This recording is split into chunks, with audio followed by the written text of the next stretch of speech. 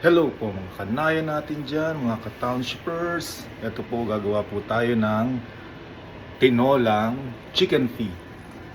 I'll show it to you. Kita nyo po ba? Can you see it? Pinapakuluan ko pa lang po siya. At bumili po ako ng malunggay na napakamahal dito.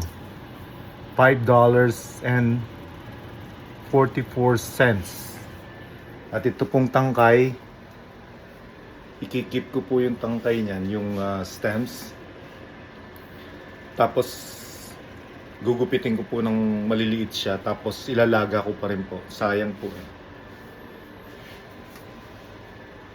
Gamitin natin lahat. Taglis na lang po tayo. Ito po, tinolang chicken feet. At gumagawa na po ako ng aking pong green salad na watercress. And then ayan po, napakamahal po nito. Ay, may tangkay pa po pala. Tatanggalin ko po yung tangkay. Napakamahal po niyan dito sa sa Seafood City ko po binili yan. Ayan po, pinapakuluan ko na po yan, yung chicken feet natin. Adidas.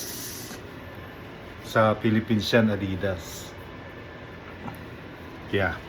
O, sige po, thank you. Mamaya-maya pa po natin yan na pinapakuluan pa po natin. Cover po natin yan. Yan po yung chicken feet. Masustansya po yan. Marami pong collagen yan. Yan po. Yeah, can you see it? Yeah, yan po. Nakalimutan ko na nga pong tanggalan ng kuko eh. Okay na lang po yan. Okay na yan. Hinugasan ko naman po yan. I washed it already. So thank you po sa panonood. Ito po ulit ang malunggay oh. Masustansya po yung malunggay. Thank you for watching po. Subscribe to Joey Lito's Way. Peace out.